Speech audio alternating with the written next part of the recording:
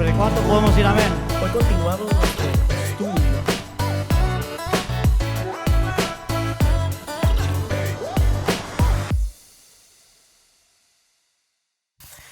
Continuamos hoy nuestro estudio del Sermón del Monte. Hemos llegado a la séptima bienaventuranza. Bienaventurados los que procuran la paz, pues ellos serán llamados hijos de Dios. Muy, muy, muy importante.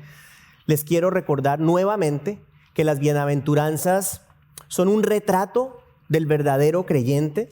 Son características, esto es importante, que solamente los creyentes en Cristo pueden evidenciar. Es imposible, hermanos, pretender que el hombre natural viva de esta manera, pues solamente a través del poder de Dios en nosotros podemos experimentar y podemos vivir de la forma como las bienaventuranzas nos pide que vivamos.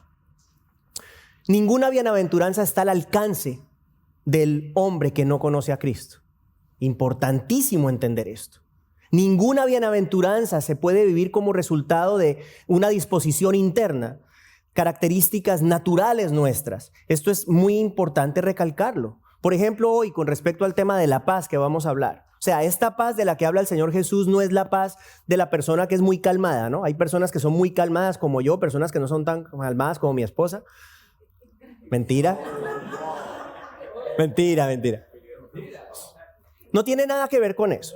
No tiene nada que ver con ser calmado, ser una persona tranquila. Esa no es la paz de la que el Señor está hablando. Hay personas que por naturaleza tienen un carácter más pasivo que otras, más tranquilo, pero estos rasgos de personalidad no tienen nada que ver con la paz de la cual el Señor Jesucristo nos habla en la bienaventuranza de hoy.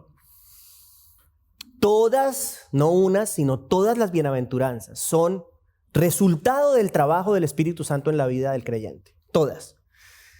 Todas las bienaventuranzas son un reflejo del carácter de Cristo en la vida del cristiano.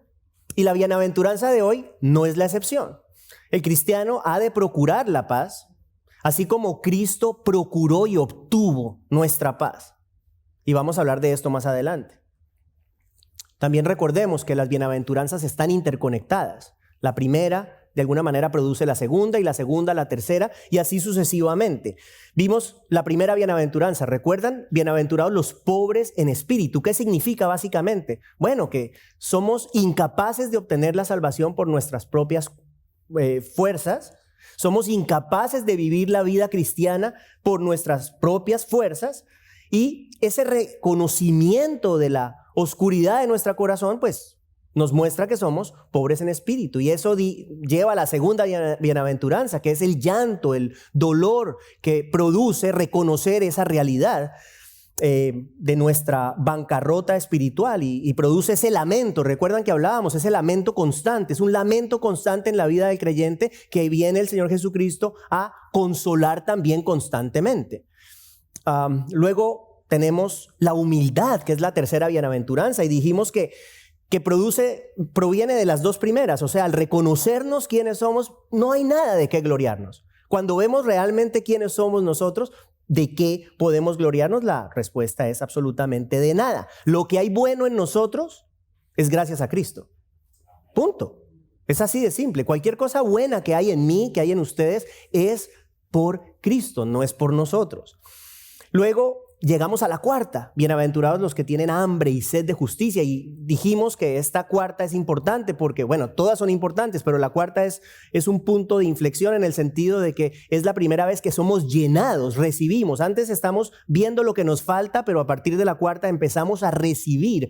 El hambre y sed de justicia nos lleva a desear la justicia de Dios, no nuestra propia justicia, y es básicamente la idea de esta bienaventuranza. O sea, ya nuestra propia justicia es reemplazada por la justicia de Cristo y esa es la justicia que nos interesa, básicamente. Ahora bien, como resultado de recibir esa justicia vienen las siguientes bienaventuranzas. Se manifiesta misericordia, se manifiesta compasión por las demás personas de manera muy especial, también por las personas que no conocen de Cristo. Todo esto ya lo hemos visto, eso es un recuento, un resumen. Esa es la quinta bienaventuranza. La sexta fue también muy importante, esta justicia de Cristo representa en nosotros un cambio de corazón, que fue lo que vimos la semana pasada. La justicia de Cristo en nosotros implica un cambio de corazón y hablamos de que el Señor coge el corazón muerto, el corazón de piedra del ser humano, lo cambia por un corazón nuevo, por un corazón de carne. El creyente en Cristo es una nueva persona, es una nueva creación. Y este nuevo corazón es un corazón que anhela ser más como Cristo. Eso es un clave en esta serie de mensajes. Anhelar ser más como Cristo. Llegamos entonces a la de hoy, la séptima bienaventuranza. A medida que el corazón nuestro refleja el corazón de Cristo, se genera en el cristiano un deseo y una responsabilidad por ser un portador de paz. Pero vamos a entender de qué tipo de paz se refiere. De repente ustedes pueden estar pensando que es algo diferente a lo que realmente es. Bienaventurados los que procuran la paz, pues ellos serán llamados hijos de Dios. Como hemos hecho en todas estas semanas, antes de iniciar, vamos por favor a ponernos de pie, vamos a leer la palabra de Dios, Mateo capítulo 5, versos 3 al 11, las bienaventuranzas. Las bienaventuranzas. Mateo capítulo 5, versos 3 al 11, dice la palabra de Dios. Bienaventurados los pobres en espíritu, pues de ellos es el reino de los cielos. Bienaventurados los que lloran, pues ellos serán consolados. Bienaventurados los humildes, pues ellos heredarán la tierra. Bienaventurados los que tienen hambre y sed de justicia, pues ellos serán saciados. Bienaventurados los misericordiosos, pues ellos recibirán misericordia. Bienaventurados los de limpio corazón, pues ellos verán a Dios. Bienaventurados los que procuran la paz, pues ellos serán llamados hijos de Dios. Bienaventurados aquellos que han sido perseguidos por causa de la justicia, pues de ellos es el reino de los cielos. Bienaventurados serán cuando los insulten y persigan y digan todo género de mal contra ustedes falsamente por causa de mí. Por favor, tomemos asiento. Vamos a iniciar entonces con el verso 9 de Mateo 5. Mateo 5, verso 9. Bienaventurados los que procuran la paz, pues ellos serán llamados hijos de Dios. Y hoy vamos a empezar de una manera diferente. Hoy vamos a empezar por el final del verso. El final del verso. ¿Por qué? Porque creo que si empezamos por el final del verso vamos a comprender mejor lo que esta bienaventuranza significa. Miren lo que dice el final del verso. El final del verso dice que los que procuran la paz son los mismos que serán llamados hijos de Dios. ¿Qué significa eso? Póngame atención que es importante. Significa que el tipo de paz de la cual habla el Señor Jesucristo es solamente alcanzable por los hijos de Dios. Lo voy a decir otra vez. Este tipo de paz de la cual vamos a hablar hoy es solamente alcanzable por los hijos de Dios, por aquellos que son hijos de Dios. Entonces surge la primera pregunta: ¿quiénes son hijos de Dios? Esa es una pregunta muy importante, que aun cuando usted no lo crea, muchas personas no conocen la respuesta. Muchas personas creen que todo el mundo es hijo de Dios. No es lo que la Biblia dice. No es lo que la Biblia dice. Según el apóstol Juan, los hijos de Dios son aquellos que han recibido al Señor Jesucristo y han creído en su nombre. Juan 1:12. Ahora bien, vamos a hablar ahorita un poquito más acerca de quiénes son los hijos de Dios, pero ahí les di un abrebocas. Esta bienaventuranza, como las otras, representa una característica del verdadero creyente. Y yo hago énfasis en esa palabra verdadero. Porque como hemos dicho en ocasiones anteriores, hermanos, ir a la iglesia no nos hace necesariamente verdaderos creyentes. Cantar las canciones no nos hace necesariamente verdaderos creyentes. La paz de la cual está hablando el Señor Jesús, no es la paz que de repente nosotros imaginamos, la paz que se obtiene a través de la diplomacia, por ejemplo, entre países. No es la paz del recipiente del Premio Nobel de la Paz. No es la paz que es un simple cese de hostilidades en el seno de una familia, por ejemplo. Cuando los esposos dejan de pelear, dejan de gritarse, pero no se resisten. Eso no es paz. No es la supuesta paz que surge de evitar un conflicto a toda costa. A veces pensamos que eso es paz. Sin embargo, muchas veces surgen situaciones en nuestras vidas, y esto nos pasa, en los cuales es más conveniente quedarse callado. Callar. Porque esto evita un conflicto. Sin embargo, no siempre es la actitud correcta. A veces callar es bueno, pero no siempre es bueno. ¿Cuándo no es bueno callar? Cuando esa situación involucra el pecado. Callar para mantener una supuesta calma, escondiendo el pecado, es un error. ¿Por qué? Esto que le voy a decir es fundamental. La verdadera paz, la paz genuina, jamás se obtiene a expensas de la justicia. Tenga esto en presente porque esta frase es central para este mensaje. La verdadera paz nunca se obtiene, nunca surge a expensas de la justicia. ¿Por qué? La pregunta es ¿por qué? Porque el pecado es enemigo de la paz. La paz y el pecado son como la luz y la oscuridad. No coexisten, no cohabitan. ¿Qué es lo que trae rivalidad entre los hombres? Es el pecado. El pecado que es inherente al ser humano, eso es lo que trae la rivalidad entre los hombres. El pecado que es parte de la esencia del ser humano. Por eso es que las personas pelean, por eso es que las familias, los grupos, las naciones pelean, porque cada quien vela por sus propios intereses. ¿Es así o no es así? Cada quien se ocupa de sí mismo. Mientras yo esté bien, no importa lo que pase afuera. El ser humano, el hombre natural, vive consumido por sus propios deseos. Si una persona desea ardientemente un trabajo, hay personas que hacen lo que sea por obtener el trabajo, pasar por encima de quien sea, con tal de obtener el trabajo. Una nación poderosa decide anexarse un territorio, utiliza la fuerza para hacerlo.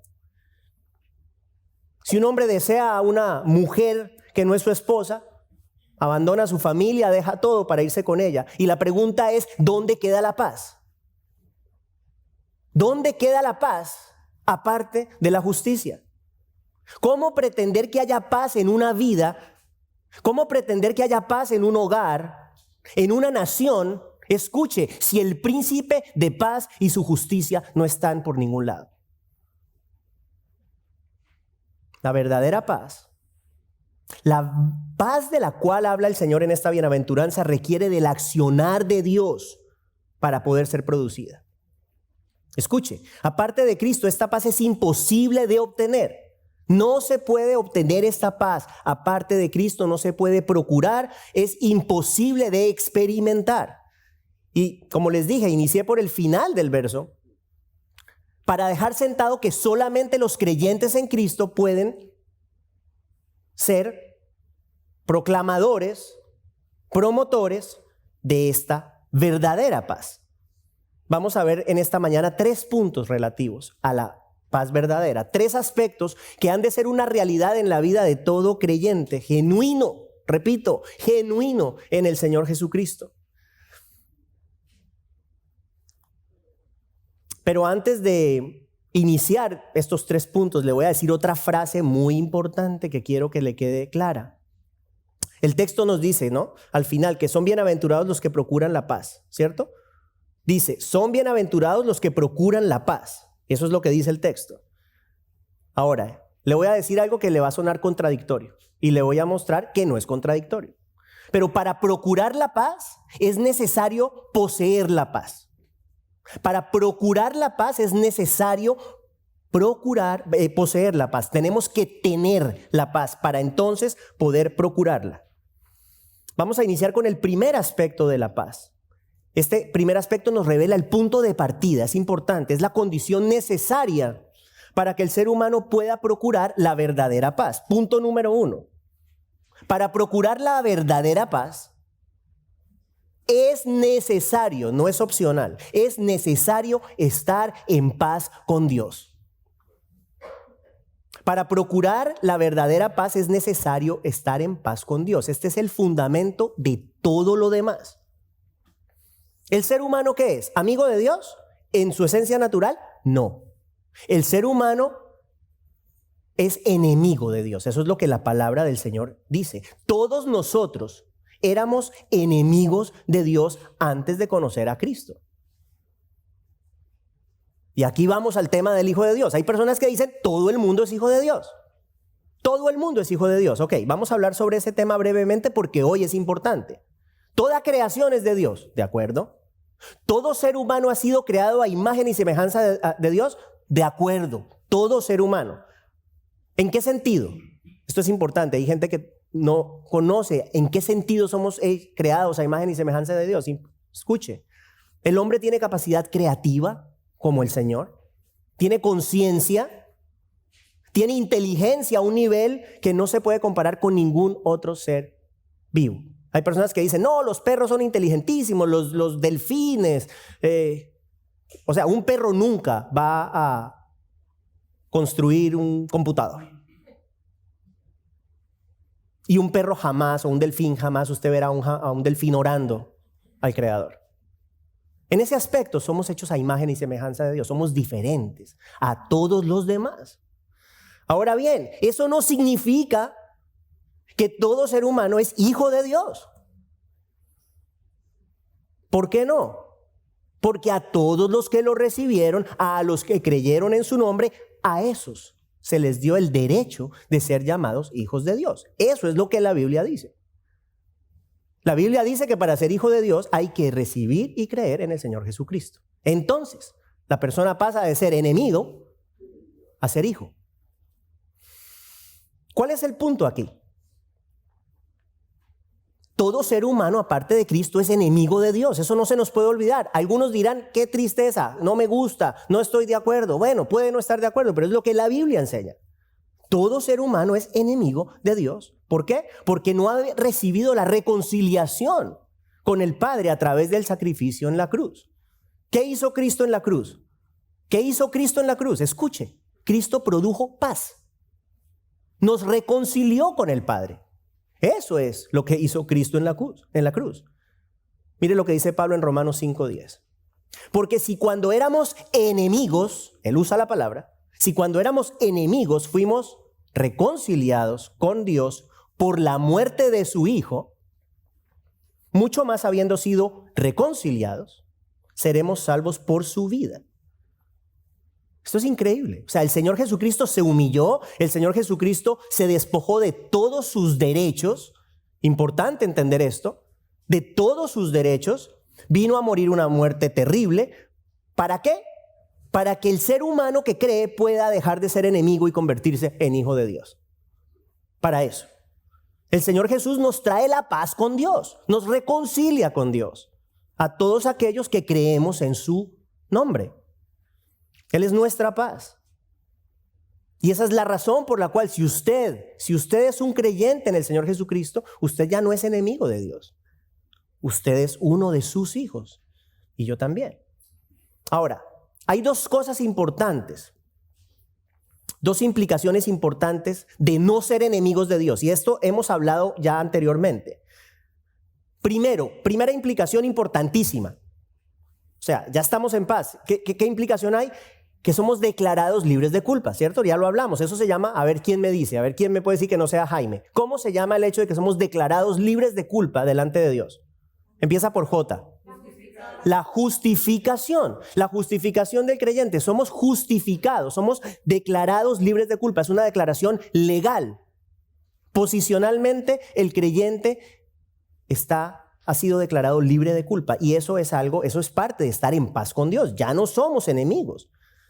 Hemos sido justificados. Ahora bien, hay un segundo aspecto. Empieza por ese. ¿Cómo se llama el segundo aspecto? La santificación. La santificación, que es esa transformación progresiva que todo creyente experimenta. Unos en una medida de pronto diferente a otros, pero todo creyente es cada vez más transformado cada vez más según la imagen de Cristo. Esa es la santificación, ¿sí? ¿Por qué esto es importante? Por lo que les dije al comienzo, porque sin justicia no hay paz. Lo voy a repetir, sin justicia no hay paz. El carácter del creyente, al ser cada vez más como el de Cristo, se hace un carácter más justo. Y entonces puede ser un promotor de paz.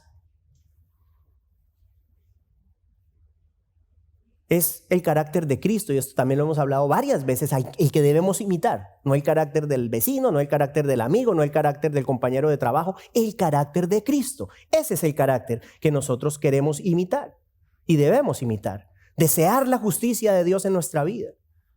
Mostrar compasión y misericordia por los demás, lo que ya hemos hablado en las otras bienaventuranzas, y anhelar lo que hablamos la semana pasada, anhelar un corazón puro, anhelar un corazón puro. El mensaje de la semana pasada, todos son importantes, pero a mi juicio el mensaje de la semana pasada es fundamental, porque es un mensaje práctico. Anhelar tener un corazón puro cambia todo.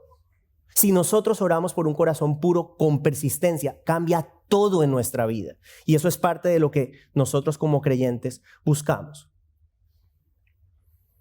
Ahora bien, ya lo dijimos. ¿Qué hizo Cristo para traernos esa paz? Se humilló.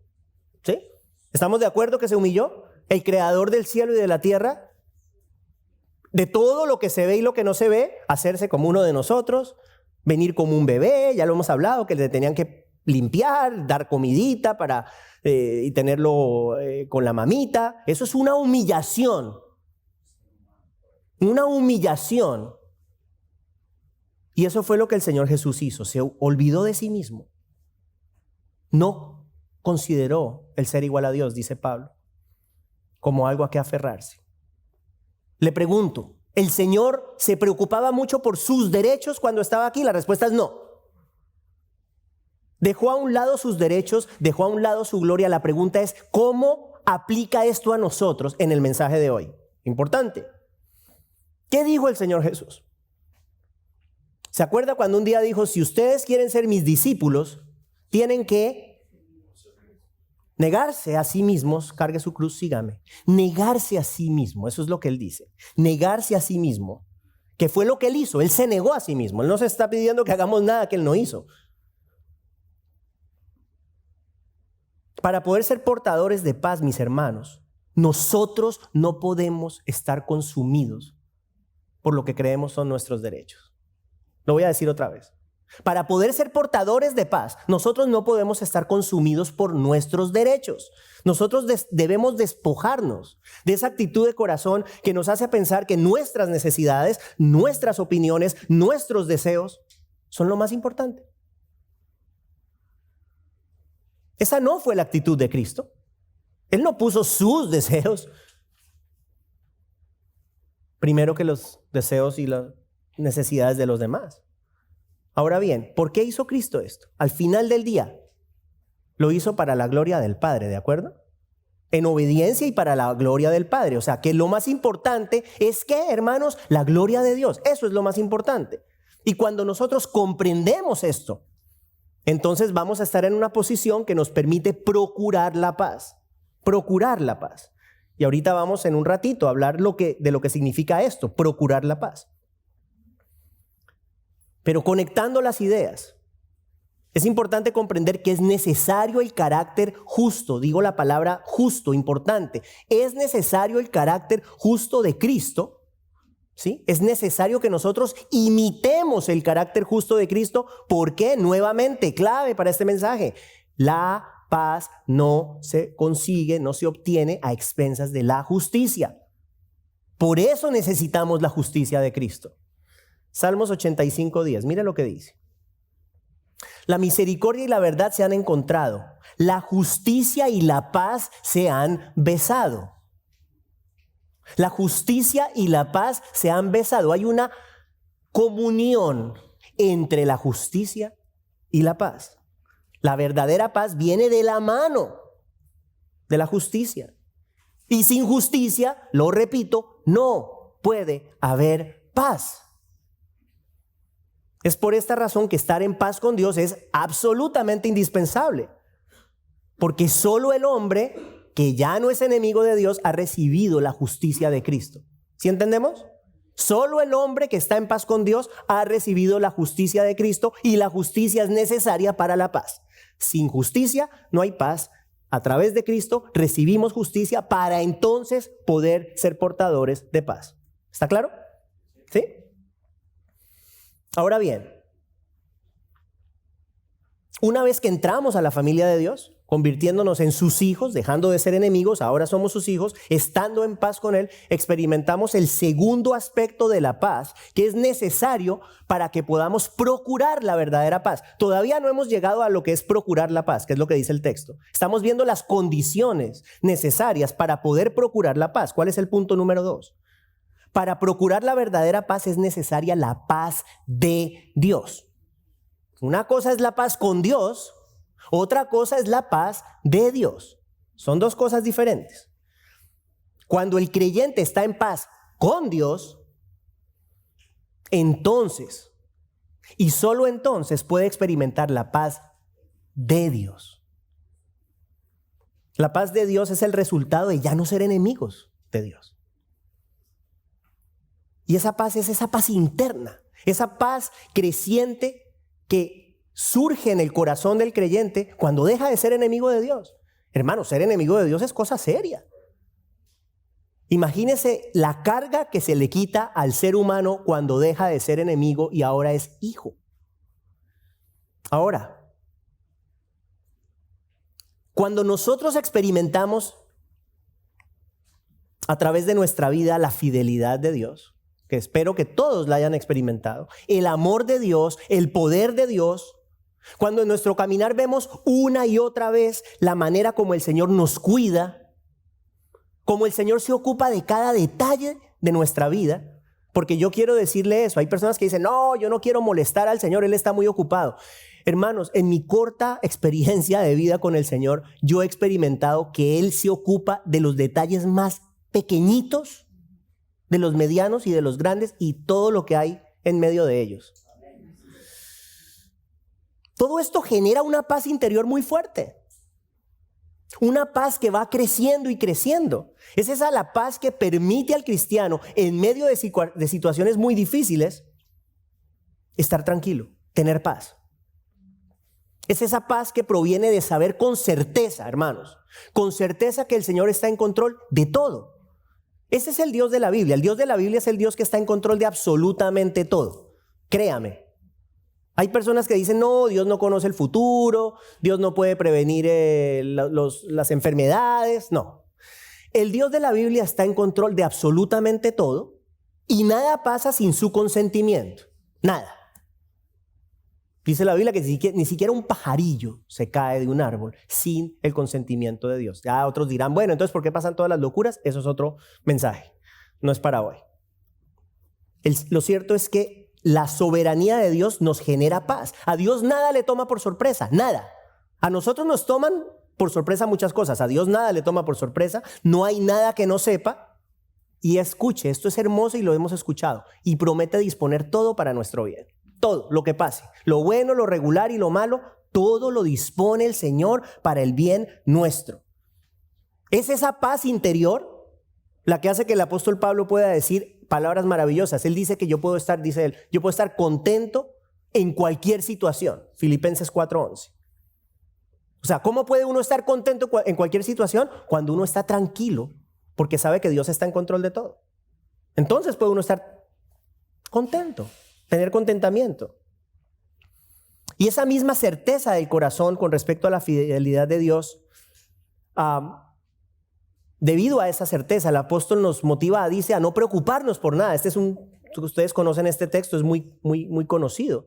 Nos dice, no se afanen, no se preocupen por nada. En lugar de preocuparse, ¿qué debemos hacer? Bueno, oren, ¿sí? Oren con un corazón agradecido, es lo que dice. Oren, presenten sus peticiones al Señor con agradecimiento. ¿Y qué pasa cuando hacemos eso según ese verso? Que la paz de Dios, ¿cierto? Que no se puede comprender, que no se entiende, porque es una paz que sobrepasa el entendimiento, guarda nuestras mentes y nuestros corazones en Cristo Jesús.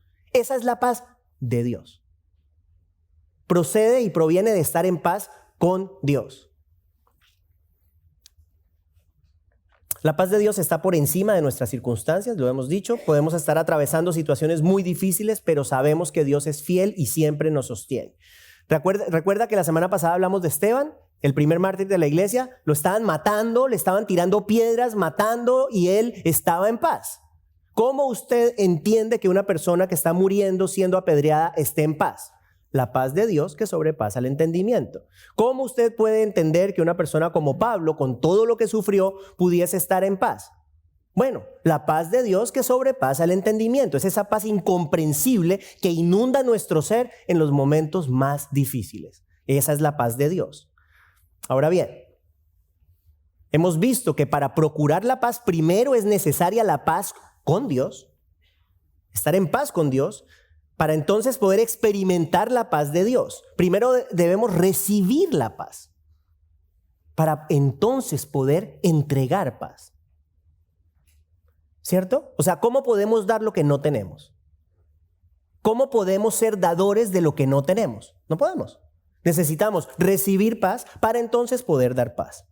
Si estamos en paz con Dios y tenemos la paz de Dios en nuestro interior, entonces y solo entonces podemos procurar la paz externamente. Ahora, vamos al último punto, el punto 3, que ahora sí tiene que ver con el hecho de procurar la paz. Punto número 3, lo llamé simple, procurando la paz, procurando la paz. Solamente el creyente en Cristo puede procurar la paz con sus semejantes. ¿Por qué? Porque solamente el creyente en Cristo está en paz con Dios y tiene la paz de Dios. Dijimos anteriormente varias veces que aparte de la justicia no hay verdadera paz.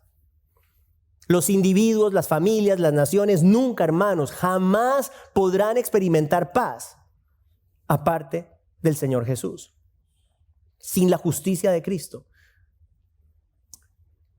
Lo dije hace un rato, cese al fuego. Pasa mucho, ¿no? Por ejemplo, en el conflicto con Israel y Palestina, cese al fuego a cada rato, pero se odian, se detestan y cada vez que pueden se tiran a matar. El cese al fuego no es paz. Los resentimientos siguen, los resentimientos se acumulan, tarde o temprano vuelven a explotar los problemas, tarde o temprano genera otra guerra. Y eso sucede a todo nivel personal, a nivel familiar, a nivel de las naciones. Esa no es paz. Esa no es paz. Pero Cristo sí produce verdadera paz. Lo hizo en la cruz, trayéndonos la paz con el Padre, y lo sigue haciendo cada día, capacitándonos para vivir una vida conforme a la voluntad del Señor. Entonces, en ese orden de ideas, el creyente en el Señor Jesús puede ser un promotor de paz, puede procurar la paz en dos maneras. Ya vamos a acabar. Dos maneras. Primero, esto es súper importante. Y aquí está buena parte del meollo de este mensaje. El creyente y solo el creyente puede buscar la paz de las personas con Dios. O sea, la persona que está afuera, hasta que no tenga paz con Dios y la paz de Dios, jamás podrá tampoco ser un promotor de paz. Entonces, ¿qué es lo que hacemos nosotros? El llamado de todo cristiano es testificar de Cristo. El llamado de todo cristiano, según la Gran Comisión, es hacer discípulos de Cristo, es llamar a buscar a que las personas conozcan de Cristo. ¿Para qué? Pues para que puedan estar en paz con Dios, recibir la paz de Dios y por ende tener paz para dar. Bienaventurados los que procuran la paz. Dichosos los que buscan que este mundo que está perdido se reconcilie con Dios a través de la fe en Cristo. ¿Estamos entendiendo ahora por qué son bienaventurados los que procuran la paz? Feliz es el hombre que anhela la paz para aquellos que no conocen del Señor. Y en su anhelo está dispuesto a actuar, a hacer algo, ¿sí? Y aquí les recuerdo, creo que es un momento perfecto para recordarnos nuestro reto como iglesia, que hace días no hablamos de él. ¿Recuerda? Orar por 2 o 3 personas que no conocen del Señor para que eventualmente podamos invitarlas a la iglesia, personas que puedan venir aquí y escuchar el mensaje de salvación y le dejamos las consecuencias al Señor porque Él es el único que puede transformar un corazón. ¿Cuál es el punto aquí? Debemos procurar la paz de los perdidos. Es imperativo que ellos escuchen del Señor Jesús. Ese es el que procura la paz. Procurar la paz de la gente con Dios. ¿Cómo se hace eso? Buscando la forma de que conozcan de Cristo. Haciendo eso estamos procurando la verdadera paz. Todos debemos procurar esa paz, la única y verdadera paz. Y la iglesia existe para procurar la paz entre el mundo y el Dios Santo. Para eso estamos. O sea, ¿usted quiere saber para qué existe la iglesia? Para procurar la paz del mundo con el Señor. Para eso existimos. O sea, si no, ya nos hubiéramos ido de aquí. Se los he dicho muchas veces, esto no es un tiempo para venir aquí a socializar. Es importante vernos y eso, todo eso es importante, pero la razón principal de la iglesia es permitir, ayudar a proclamar esa palabra que puede poner en paz al mundo con Dios. Para eso existimos. Por eso es que cualquier mensaje diferente a la palabra de Dios es irrelevante en la iglesia, ¿cierto? Lo hemos hablado otras veces. Si quieren ir a reírse, vayan y vean a un comediante, ¿cierto? Que lo va a hacer mucho mejor que cualquier pastor. O sea que bienaventurados son los que promueven, los que buscan, los que desean que los incrédulos puedan estar en paz con Dios a través de la fe en Jesucristo. Ese es el bienaventurado, el que procura la paz de las personas con Dios, el que se interesa porque las personas que no conocen al Señor lo conozcan para que entonces ya no sean más enemigos de Él y se conviertan en sus hijos y siendo hijos de Dios puedan vivir unas vidas completamente diferentes. Y esa es nuestra labor como creyentes y como iglesia. Ahora bien, hay una segunda manera en la que el creyente debe procurar la paz y es a nivel de sus relaciones con otras personas. ¿Cómo nos relacionamos con las demás personas? ¿Qué dice Romanos 12:18? Mire, si es posible, en cuanto de ustedes dependa, estén en paz con todos los hombres. Interesante que dice, si es posible, ¿no? O sea, hay veces que no es posible. Hay veces que no es posible estar en paz con todos los hombres, pero dice Pablo, si es posible, en cuanto de ustedes dependa, en lo que esté en usted, trate de estar en paz con todas las personas. Ahora bien, ¿qué hay que hacer para poder estar en paz con las personas? De una vez le voy diciendo, hay que dejar a un lado el orgullo. No se puede estar en paz con la gente si uno es una persona orgullosa. No se puede. Y debemos considerar a los demás, escuche. Debemos considerar a los demás como más importantes que nosotros. Eso es lo que dice Pablo en Filipenses 2:3. ¿Qué dice? No hagan nada por egoísmo o por vanagloria, sino que con actitud humilde cada uno de ustedes considere al otro como más importante que a sí mismo. Esa actitud del corazón es una actitud que promueve la paz. Para poder considerarnos nosotros menos importantes que los demás, ¿qué es necesario, mis hermanos? Recordar las bienaventuranzas que ya hemos estudiado. O sea, yo les espero y yo no sé si ustedes guardan los boletines. Si no los guardan, yo les recomiendo que lo hagan. Yo sé que a veces son un poco extensos, pero son la forma para que usted pueda llegar a su casa y pueda tener una comprensión un poquito más profunda del mensaje y pueda empezar a aplicar estas verdades a su vida. Eso es importante.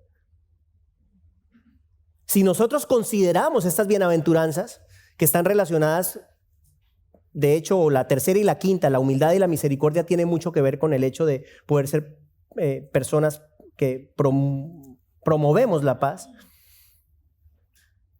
nos va a ayudar. Tenemos que poner en práctica esta actitud del Señor Jesús. ¿Qué hizo Él? Puso la gloria de Dios antes que sus derechos. ¿Sí? Por eso hablábamos antes que sin humildad no podemos pretender tener paz. O sea, nosotros no podemos pretender tener paz con la gente si somos personas que no tenemos humildad, si no hay mansedumbre, si no estamos consumidos por nuestros derechos. Y yo. Olvídese, no hay forma. Nunca va a pasar. Eso de manera general. Con respecto a las personas incrédulas, las personas que no conocen de Cristo, lo hablamos hace algunos días, tenemos que tener una compasión. Compasión. Es la compasión que genera la persona que no ve y no escucha. ¿Sí? Es como si usted, no sé si alguna vez le ha pasado, que de repente usted se haya encontrado con una persona invidente en la calle y la persona está tratando de pasar una calle y usted pasa de largo y sigue y no le importa. Y si esa persona no ve y si se pasa la mata un carro. Es lo mismo, o sea, si nosotros no tenemos compasión de las personas que no pueden ver porque sus ojos todavía no han sido abiertos, entonces, ¿qué estamos haciendo? Es parte de la paz. Parte de la paz es tener compasión de las personas que no conocen del Señor Jesús. Y eso nos permite tener un puente entre las personas que no conocen del Señor y nosotros. Hay personas que dicen, no, los cristianos deben alejarse por completo de todos los incrédulos. No fue lo que Jesús hizo. O sea, si hacemos eso, entonces ¿dónde está la esperanza de los que no conocen de Cristo? No debemos asociarnos en ciertas cosas, ¿sí? O sea, no se meta usted a hacer las locuras que hacen los incrédulos. No se meta a emborracharse con el incrédulo. No haga eso. Eso no significa que usted no pueda y no deba acercarse a estas personas para que puedan tener la esperanza de conocer algún día de Cristo. Eso es importante. Que no nos volvamos pues a esas personas pues que, ay no, entonces si no es creyente entonces no le puedo ni hablar. No, por favor. No fue lo que Jesús hizo. Jesús se sentaba con las prostitutas. Jesús hablaba con las prostitutas, hablaba y se sentaba con los publicanos. Jesús tenía compasión del pecador. Y nosotros debemos hacer lo propio. Debemos hacer lo propio. Mientras la paz no se busque a expensas de la justicia, hermanos, a expensas de lo que Dios declara, debemos estar dispuestos siempre a ceder. Eso es importante. Ceder es importante. Tiene que ver con humildad. ¿Qué importa si mi punto no lo pruebo? No importa, está bien. ¿Qué importa si tengo o no tengo la razón ante la otra persona? No importa, tranquilo. Siempre y cuando la justicia no esté en juego, relajémonos. ¿Qué importamos nosotros, hermanos? Yo le hago esta pregunta, ¿qué importamos nosotros? O sea, ¿qué importa nuestra opinión? Si teniendo una actitud humilde de corazón, una persona puede considerar a Cristo. ¿Qué importa lo que nosotros podamos decir o pensar? Ok, tranquilo, está bien, ya.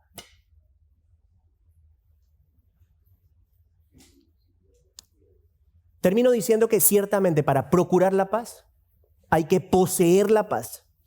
Y lo que parecía al comienzo una contradicción, nos hemos dado cuenta que no es una contradicción. Debemos recibir paz para poder entregar paz.